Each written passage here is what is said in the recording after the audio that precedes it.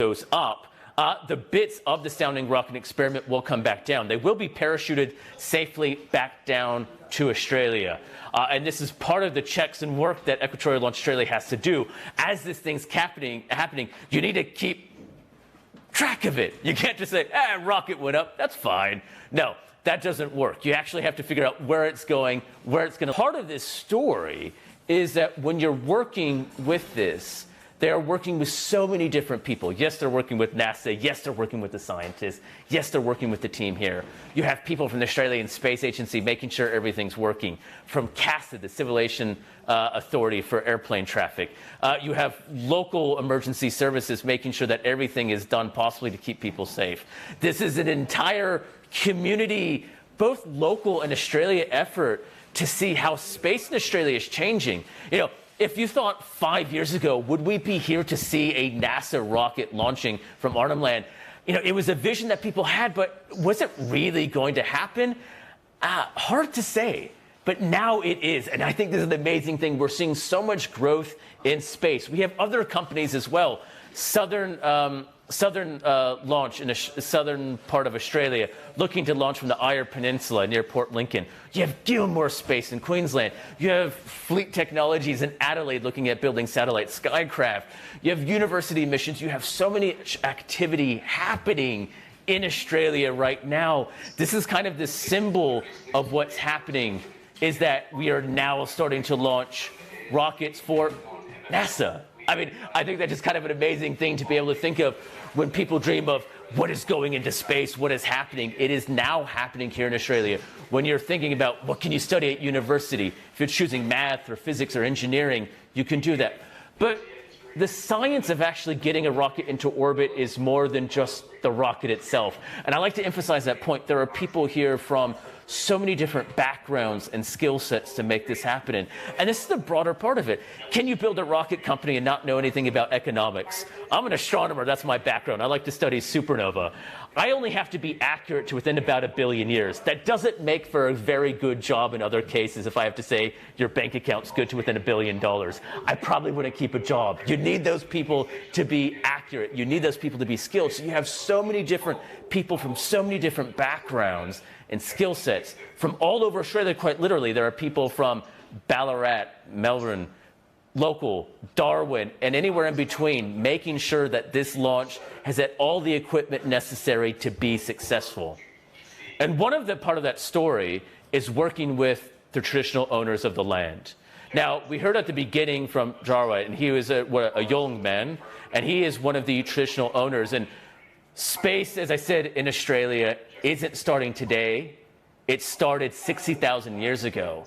And this mission builds on the legacy of people who have lived on this continent for so long and quite literally observed changes in the sky with their own eyes.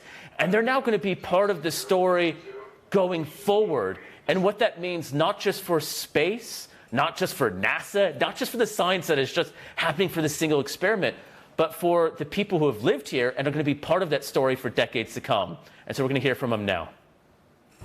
So I'm here with Jawa. Thanks for joining and having us here. Where are we? And we know we're at a rocket launch site, but this is the traditional country of the Yolngu people, correct? It is. It is the traditional country for my clan, the Gumach. Yep. And we're at a place called Korkula. Korkula, okay. Yeah. And how? I mean, this is actually a big country over here compared to some of the other countries throughout Australia, right? I mean, I think a lot of people view it as just there's just one, but there's actually a lot of country and a lot of clans out here, aren't there? Here there are about 13 clan groups. Okay. Yep. I'm one of my clan is one of the 13 clan groups, the Gumach. Okay. And so you've been working with Equatorial Launch Australia? Yes, we have. When the moment came for the scientists to come and talk to us, we just thought it would be a great idea to get something like this into looking at how our future would roll out. Yeah, so you see this as kind of a great future for the local people here. It is, absolutely, because the mine here won't last long, in another couple of years, I guess. And but seeing that we have talked to ELA and NASA about the rocket or the space center here. Yep. It brings that, especially about the town, if it is to fade away or die, Yep. we have hopes that it will stay alive. So this is kind of the future, that life support almost of working with other groups to take the next step for the people here. The next step is that, it's the future, Yeah. not only for us, Yep.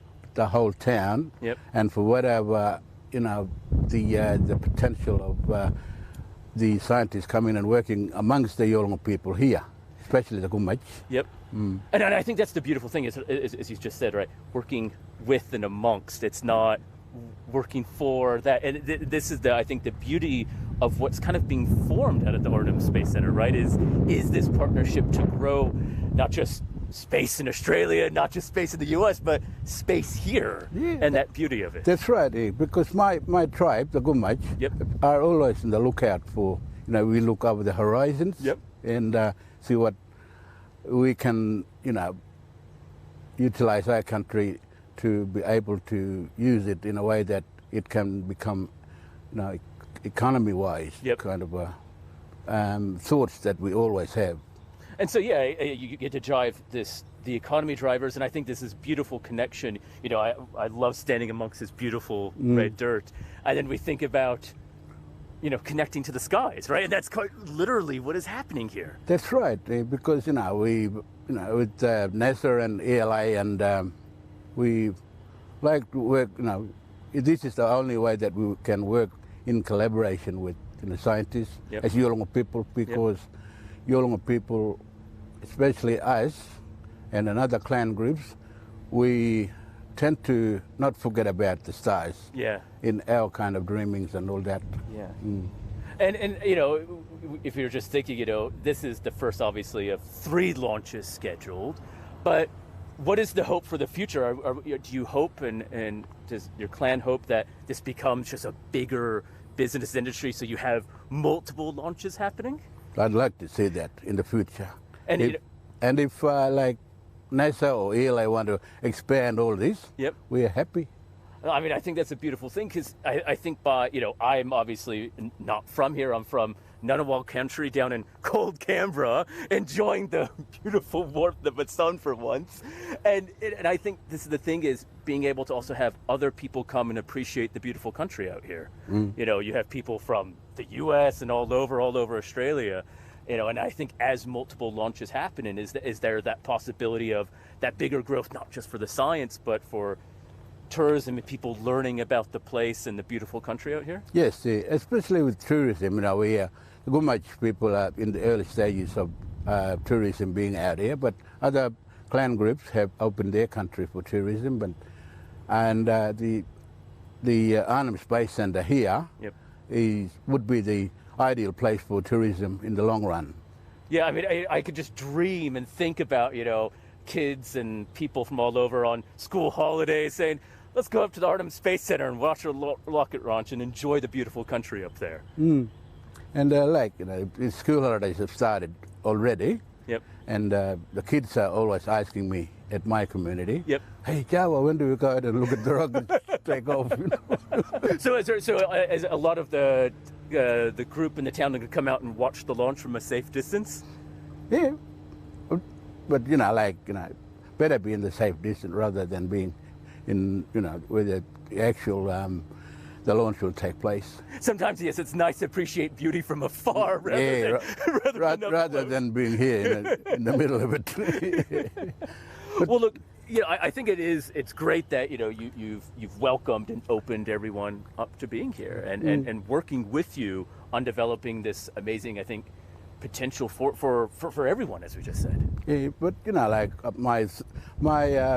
my thanks is to the Northern Territory government, the Australian government, and even if I have to say thank you to the American government as well as.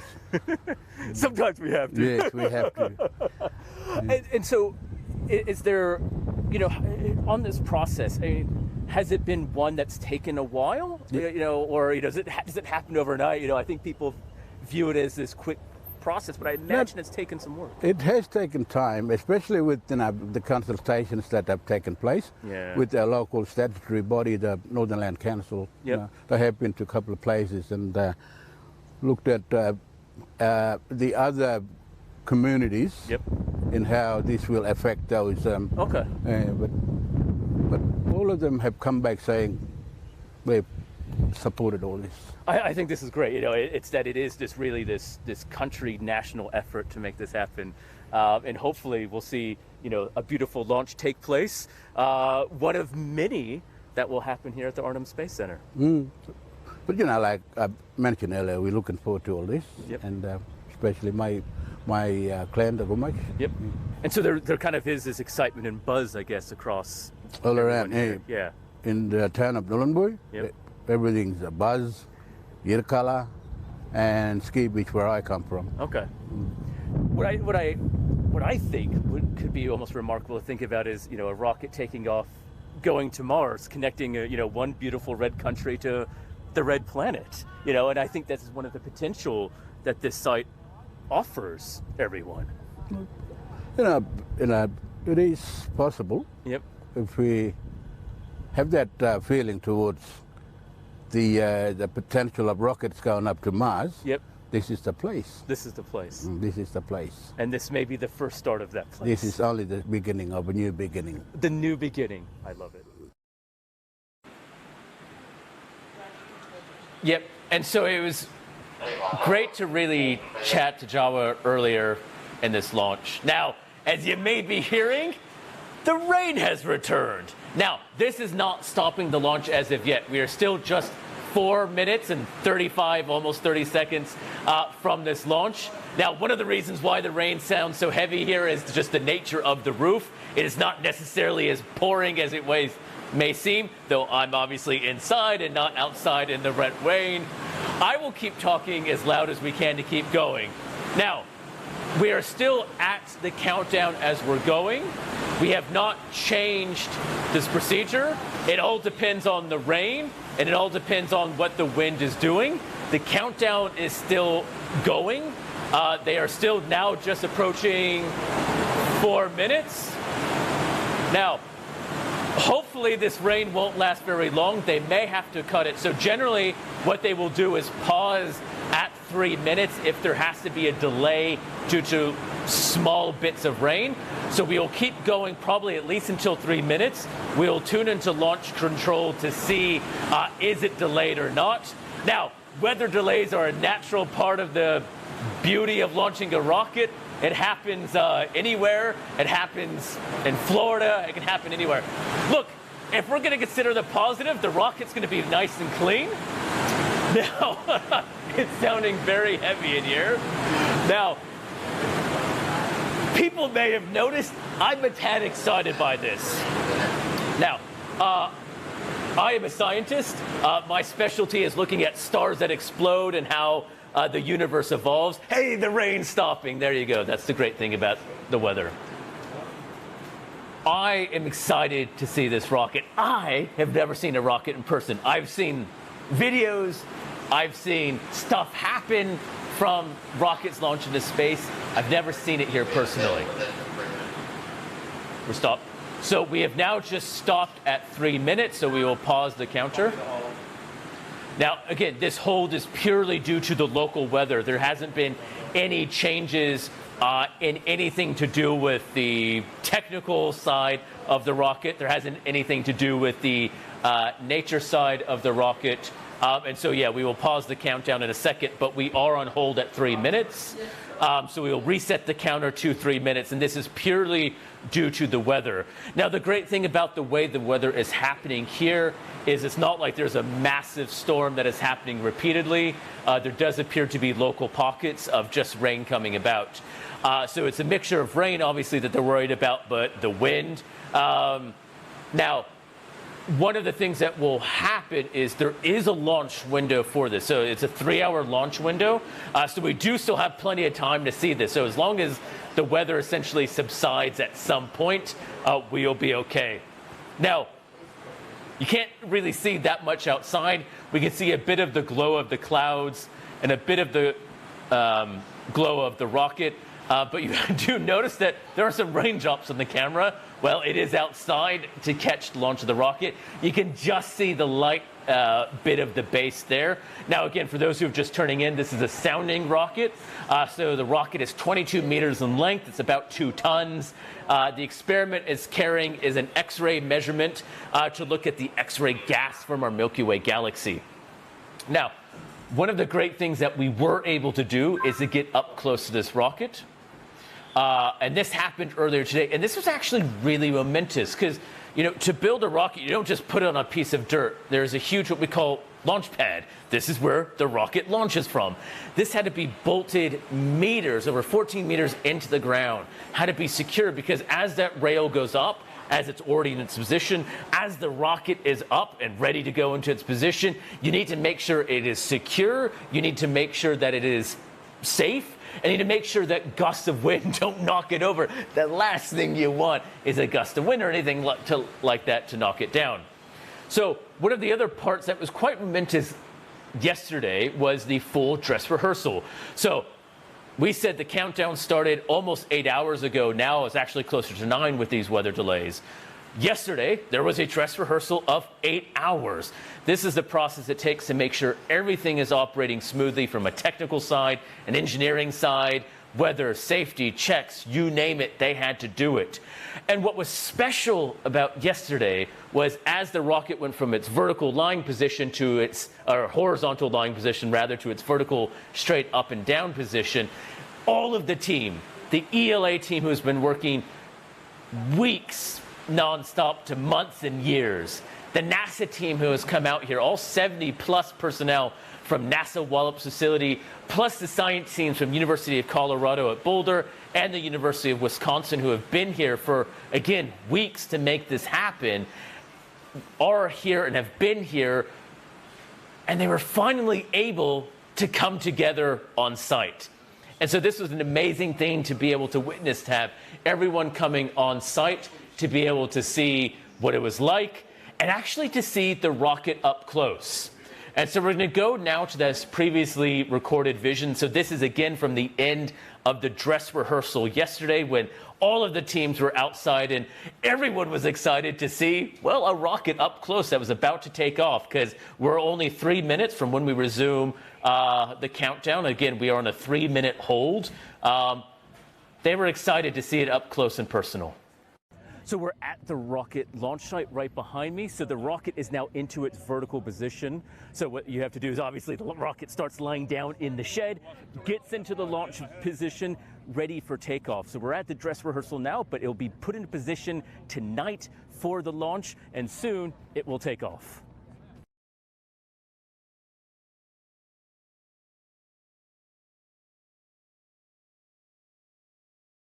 Yeah. So that was a little bit of the rocket up close, but we have actually plenty of vision that we shot from near it. Now, the rocket, as we were kind of seeing when we went into the PIF, as it's called, this is the facility where the instruments are stored. There are multiple stages to the rocket. So you first have the bottom rocket motor on the bottom. Now, this is the workhorse of the rocket. This is when you think of rocket, this is that bit. This is the engine that obviously will take it into space and go from there. Launch control, as you're seeing now, there are a number of people squeezed in this room. Now, we're obviously not there now because, well, they're a little bit busy with this weather.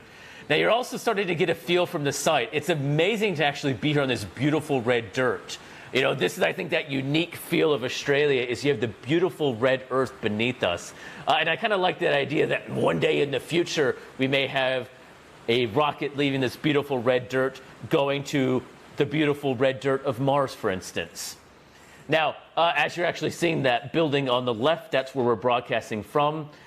Down the road, you can see at the end, you can see the rail just in that previous shot of where the rocket was. Now, this is what it's like right now. Obviously, we're in the nighttime, but this is the position of the rocket. It's in its vertical position. So it comes out of the housing, moving from that horizontal to vertical position, being locked into place. And it really was momentous yesterday when all of the team was able to get there and see it up close and personal. When you have a rocket launch, there is a huge amount of people who have to make it happen. And when you look at the different parts of this, you have the engine, you have the motor, as you're seeing. So you have the rocket on the left, or the right, rather, the gantry, the support structure on the left. You have the science payload, as you're seeing in the middle, going to the top. This is the bit of the rocket that makes the rocket what it is. And some of the people you're seeing are these people who have been working nonstop, I think it's fair to say, for weeks to months in some cases, making sure of it. Sometimes you have to get underneath the pier of the rocket to make sure everything's working. And normally it is a smooth sailing operation. Now, we are in a T-minus 3 minute hold. Again, we are purely in a weather delay hold. Now, we are in the Northern Territory. We're at the Arnhem Space Centre, and we're in a place, or a time of place rather, where we're in the dry season. This is supposed to be where the weather is fairly consistent day to day, where the temperature is pretty much 28 to 30 degrees Celsius every day, and stays like that. That is not the case right now. We've obviously had some rain impact. Now, the rain has stopped. That is the good thing. When the weather is resumed to be stable again, they will initiate the rest of the countdown. And this is why you have a T-minus 3 minute countdown. This is purely because all of the other checks are here. Everything else is ready to go. We're only waiting for the one thing that no one can control, but everyone would like to, and that is the weather. You know, one of the things I get to be asked all the time as an astronomer, I use telescopes to look up, is, well, can you look through clouds? No. There are so many weather anomalies, we'll call it anomaly, that stops us. Wind, rain, storms. In this case, it is the gusting wind that is blowing in with this rain. Now, again, it has stopped, but there does need to be enough stability to make sure that it is in the safe parameters. And in fact, you can see on the camera there are a few raindrops on it. Again, keeping in mind this camera is outside because we budgeted for the dry season, not the wet season, as is apparently turned into this afternoon and evening. But nonetheless, once it is deemed safe.